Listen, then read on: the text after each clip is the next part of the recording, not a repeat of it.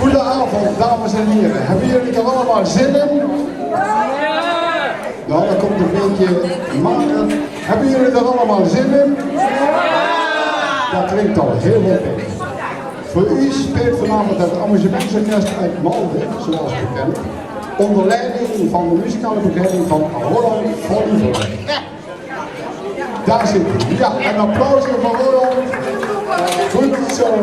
Ja, we moeten even inkomen, dames en heren, maar we maken er met z'n allen weer een super gezellige avond van.